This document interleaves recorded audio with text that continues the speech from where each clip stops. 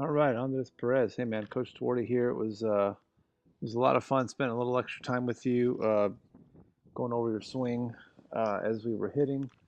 I know Coach Avila pulled you, so we're going to see a little bit of that here. Um, I was really impressed by just your hands. I really liked your hands, and after watching this video here, you can see you've got pretty good hand stroke. I like that you're guiding your hands with your swing with your hands, not your shoulders. Um, Uh, a couple of things I think you do well. I think your load is nice. I think your base is very good, very solid. And like I just said right now, I think you're guiding your swing with your hands, which is very good. It looks like you've got the ability to hit the ball on a line consistently from right center to left center. I don't think you're a guy right now that is trying to have long loft power. And I think you know yourself and you know that um, you're best when you have that line drive power, and you're consistently looking at that. I think probably one of your better pitches to handle is probably the pitch that's a little bit down, a little bit in. But that was a good example right there. Um, I know Coach Rob right here was talking a little bit about your load and your weight and your center of gravity here in this little shot. I know Matt's hitting, but I saw this off in the background, and I thought I'd talk about it. Basically, if you remember what he's talking about your load and that knee kind of getting a little too far over on that foot.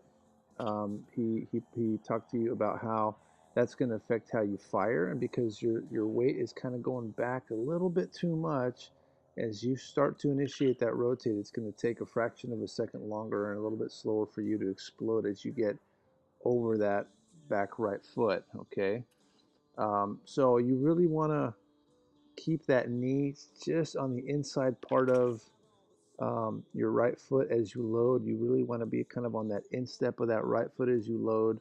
I know you don't load too much with your lower half, um, but that's okay. You just have to take your load in a little bit different direction. Instead of going so far back, maybe work on going down and compress into that inside part of that ball of your foot. I think that could help you. And I just saw some pictures your dad posted on Twitter, and you can see from that side angle that as you're loading, that foot's coming off the ground, your stride foot, your knee is kind of directly over that back foot, and we want to keep it inside more. We want that center of gravity to be a little bit more inside. It's going to help with your balance, and it's going to help you fire a little bit. So that's just a really, really small adjustment right there. I think the next thing to talk about is just kind of your barrel path. I really like your hand path. These are some nice things. I really like your hand path, but I think your barrel path can get a little bit better in terms of the pitch that's kind of middle up and up is probably a pitch that you struggle in. There's a good example right there because your barrel kind of dips on you. And I know you're swinging a wooden bat, and so maybe that kind of exaggerates the concern a little bit because they're a little bit heavier.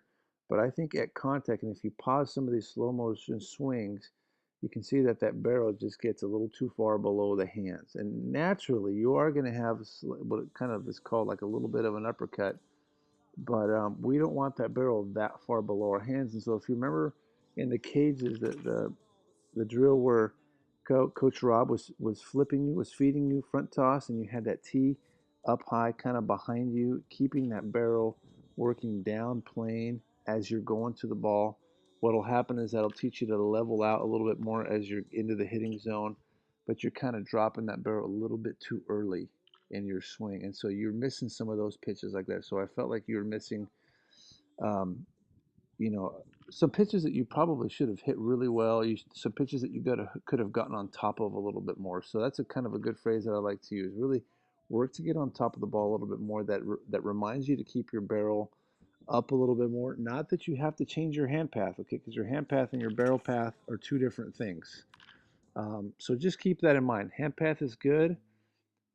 Strengthen up that top hand a little bit so that the barrel stays a little bit more even with the hands, not dipping so far below. And then the only other thing that I see is just your back leg. Notice how your back leg on the slow motion swings, your back leg starts to rotate really well, but it kind of doesn't finish. Okay, and I have here coming up a good example with Matt Zimprich, and he does a pretty nice job of it.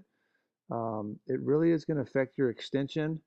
It's going to help you get more extended if you can get that thing fully rotated as you're making contact, not after you're making contact. Check this out right here, man. All right, so keep working hard, bud. I'm excited for you, man. I saw some good things, and I want to keep seeing you working hard. I know that's not an issue.